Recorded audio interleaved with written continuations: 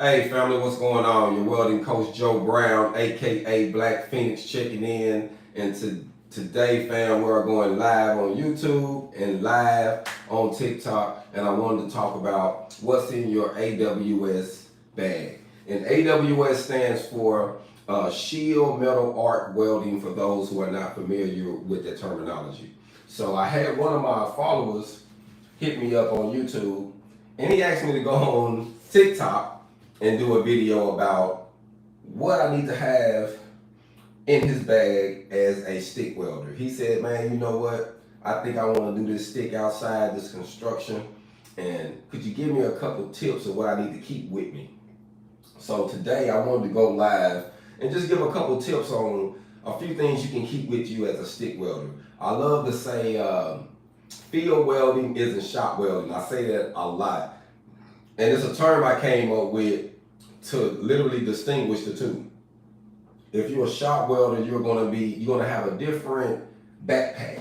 You're gonna have a different bag, different tools in the bag than the person who is a stick welder that does construction or that does pipe welding.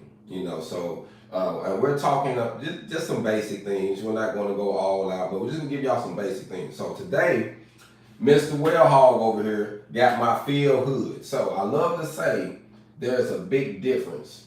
You have a shop welding hood and you have a field welding hood. And I want to grab this one real quick just to give you an idea.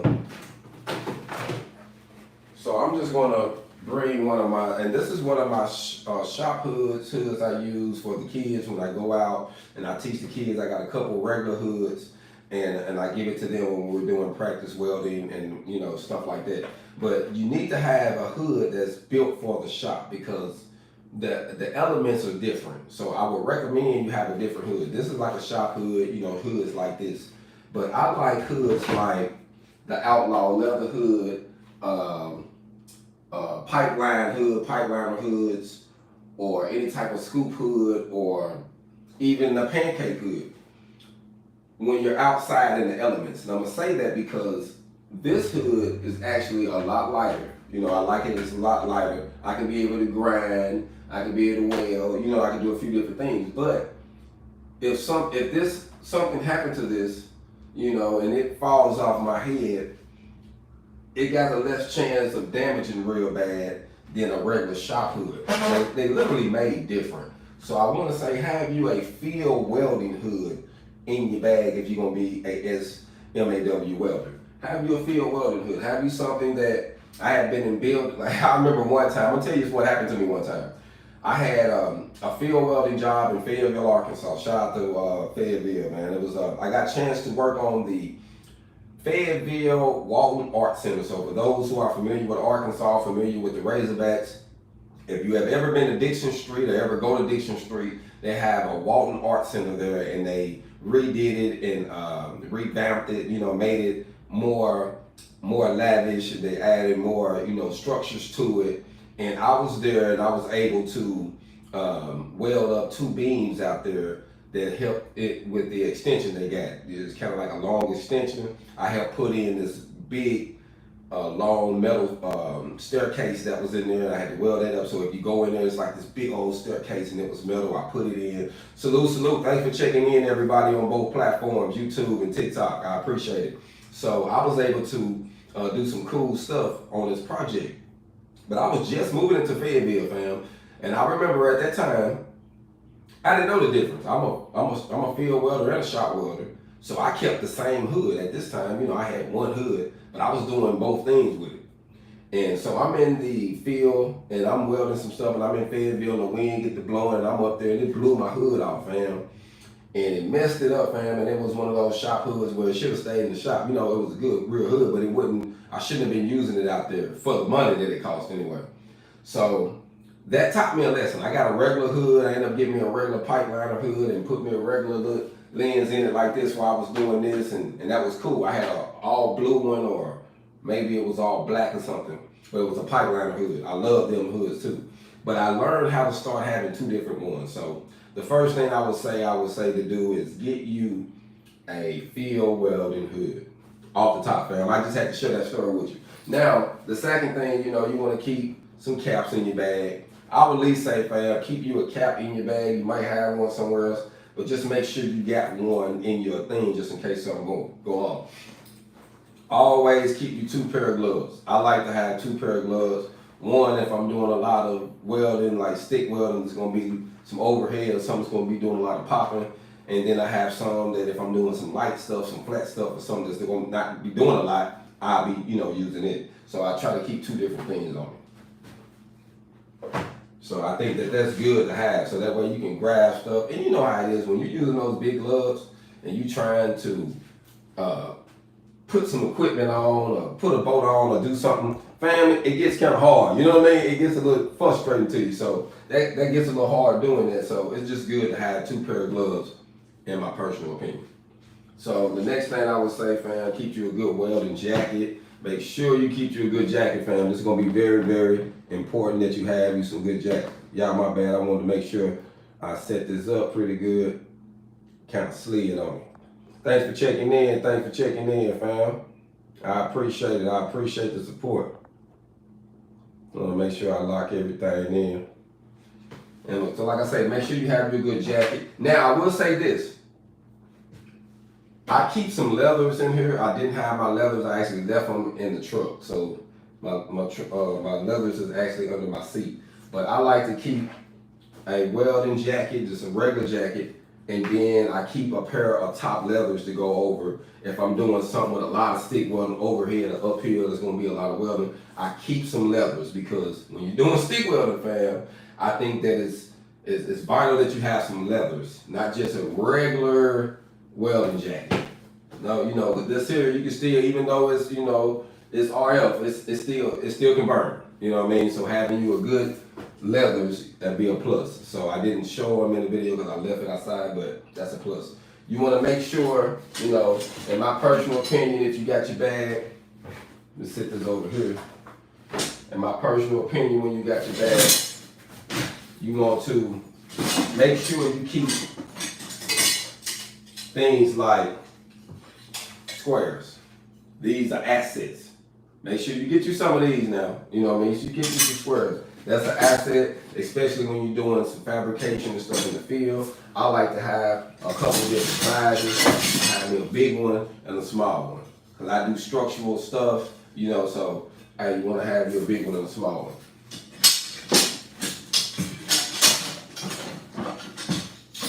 I would say at least have you 2 clamps, fam.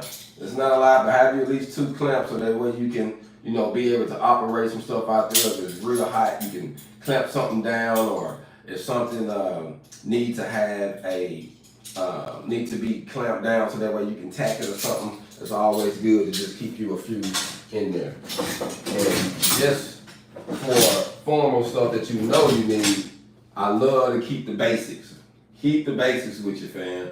Chip and hammer, rod, brush. I can't tell you how many jobs I have done with just using the basics and made great money. So if you're a stick welder, having the basics with you, fam, can always be a win-win. I also say, if you're a stick welder, you're probably gonna be using the cutting torch. So make sure you keep you some torch cleaning tips in your bag, fam. Good to get you some torch cleaning tips. Keep them on you, fam, because you'd be surprised how important that is. And also, keep your light on you, fam. Keep your light.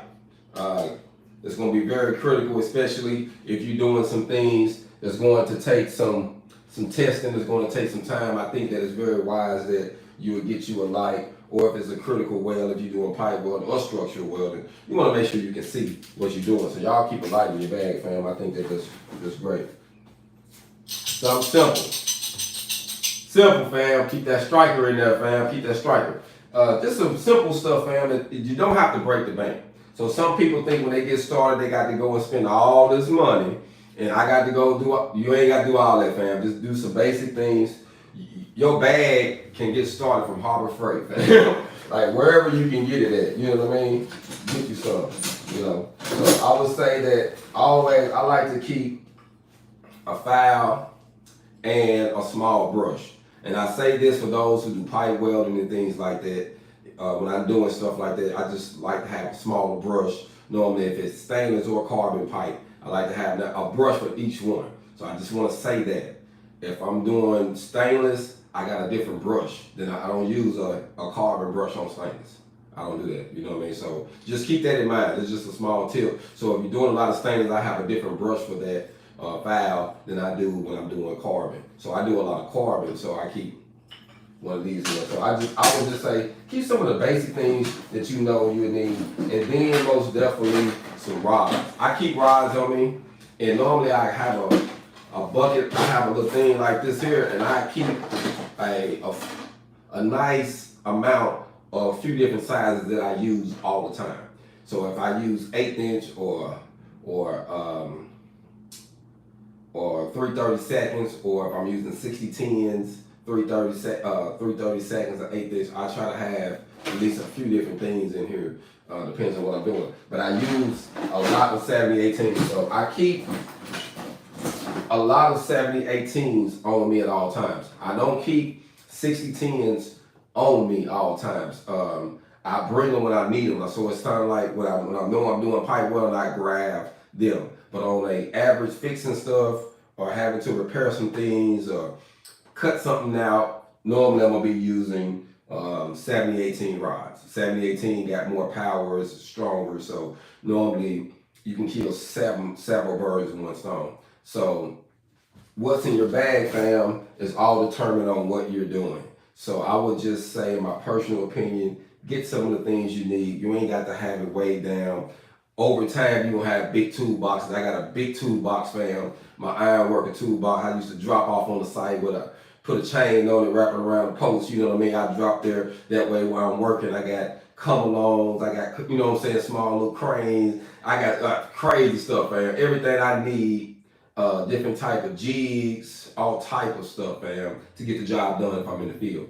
So there's a lot of things you can have inside of your bag, but just make sure you got the basics. Like I say, in my personal opinion, if you are a stick welder, you need to have a stick welding hood. Keep that in mind. You need to have 2 pair of form of coats on you. You want to have a piece, some leathers, and a regular welding coat. Make sure you have 2 different type of gloves, fam. Some good thick ones, you know, do some heavy welding, and some of them you can just work on some stuff with, and you can still weld in them too, if it depends on what type of welding you're doing, you know what I mean? So just keep that in mind, man. Those are just some basic things that I would keep in my bag. But most definitely, I will also have some cards in my bag. I got some cards on this. Well, I literally just took them out, but I always keep some information and cards and stuff like that with me at the same time. So, you know, you want to have certain things with you. So if you're networking or if you're out, you can be able to network yourself if you're independent. But it doesn't take a lot to get started, fam. So those who are thinking about diving into stick welding, that's a career. That's a lot of good money in it in construction. When it comes to bridge welding, construction welding, and repairing. Like, there's a lot of money in it, fam, and piping. So you got a few different forms, but you are in the elements. So just remember, you're in the elements. Salute, salute. Thanks for checking in, fam. Thanks for checking in. Let me see, I got a couple messages pop up. Thanks for checking in, TikTok, YouTube. I appreciate the love. Salute, salute, fam. Thanks for checking in. Most definitely, fam. I want to make sure that I go live on both platforms because I have a community on both platforms, and hopefully both of them will cross over, you know what I mean? But I'll try to kill 7 birds with one stone. Right now, I got a little time on my hands, so I wanted to go live and just present this with you today because it was something on my mind. And one of my YouTube followers from TikTok asked me to do this video. He just wanted a couple things, a couple pointers when it comes to stick welding. So I would say, fam, you can have all types of stuff, but have the basics. Getting the basics, getting started, fam, gonna get you. And another thing that you should have in your bag that I didn't have in this one because I left it out there with the leather. So let me say this, let me throw the last thing. A grinder. I keep a small grinder. You ain't gotta get the real big one, but you need to have, I like the medium sized one. Keep that medium sized grinder in your bag. Let me say that again. That's your best friend. As a field welder, have your grinder, some cutting wheels, some grinding rocks, and some raw brush wheels, and some polished pads in there. A couple different grits. Fam, you have that. That's your complete kit right there. That's your kit right there. So think about that, fam, and don't take a lot. but most definitely do that, fam. If I was in, and if I was dabbling into the field, that'll be some of the basic things I keep in my bag. Now, like I say, as you grow, you're gonna get a toolbox, and you're gonna have a toolbox on the site. But it's always good to have a bag you can go grab to go get you a bag. Y'all be blessed, continue to prosper, man. I appreciate everybody for checking in. Just want to give a live public announcement, man, for those who want to get some of my gear. Y'all check out Amazon, and just put in Hog on Welding. T-shirts, hoodies. I got Pan Africa edition. I got the Hog on Welding edition, the Hog on University edition, the Black Phoenix edition. Like, I got a lot of different T-shirts and hoodies and all that type of stuff on there. So for those who want to support the brand, I appreciate it. And also I want to give a shout out to Union City, Georgia. Coming soon, we're going to have a private school in Union City, Georgia. And for those who want to get on that waiting list, email yourweldingcoach@gmail.com. That's yourweldingcoach. Talk to both of y'all. Your welding coach. Y'all email me and just say, hey fam, I'm interested. I want to get involved inside of the program. And just send me a basic email, because our goal is to open it up in fall. But if we can go on and get some inquiries, those who really want it, we can go on and be building up a waiting list and building up a contact list so we can keep y'all in the loop of what we're doing. But the goal is to have 3 different classes there. We're going to have an 8 to noon class, a 1 to 5 class, and a 6 to 10 class, 4 hours a day, 4 days a week, fam. 4 days a week, 4 hours a day. On Fridays, we will have specialty classes. So Fridays and Saturdays and Sundays. You know what I'm saying? So Friday, Saturday, Sunday will be specialty, private, one-on-one classes with an instructor, learning whatever it is specifically that someone want to learn. If it's from TIG welding, pipe welding, MIG welding, fabrication, reading blueprints, cutting torch, whatever it is you want to learn specialty, we're going to have a special type of program for that, but it's going to be on an individual level. The school is actually going to be designed to do a 8-week program and a 16-week program. The 16-week program, family, going to be geared around combo SMAW and FCAW, and the 8 weeks is going to be around GMAW and FCAW, flux core welding, in an 8-week program. So we're going to be having one that's going to be geared around construction and manufacturing, and the other one going to be manufacturing, fabrication, ornamental shops, things like that. So that way people can dive into what is needed in the workforce. Our goal is to be a fast track program. We're trying to change people's lives who has never been in a position to have some wealth. So we're trying to teach you a trade in a small setting, in a small period of time. Like I say, 8 weeks to 16 weeks, really hit you hard with the information. Hands-on. I love to say we do the 75-25 approach. 75% we're going to be hands-on inside of the welding lab. The other 25% will be watching videos, holding conversation, reading literature, learning more about the welding trade and terminologies and things of that nature. But for those who want to get involved in the movement coming up in Union City, Georgia, make sure you email me at yourweldingcoach@gmail.com. So if y'all want to get on that waiting list, make sure you do that. And like I say, I appreciate everybody for checking in. Y'all be blessed, continues to prosper, and hopefully coming soon, I'll be bringing y'all some more updates on some things that I'm doing here in the Little Rock area. So I got a couple things going. I was able to visit the Dark Hollow area yesterday and visit a facility, one of the first schools over there, historical black school. And it was just ironic going over there, fam, because I read about it. I was featured in a magazine that talked about the school, talked about the area. So to go over there and just have that meeting and talk with them gentlemen, fam, was just humbling. You know how some things in life, fam, everything come together and happen for a reason. I feel like everything is coming together. So I'm gonna be keeping y'all updated. Like I said, I got some good things hopefully coming soon in the Little Rock, Arkansas area, and also in Union City, Georgia. So y'all be blessed, continue to prosper, enjoy your day, fam, and hey, keep getting your hog on. I'm out. Black Phoenix.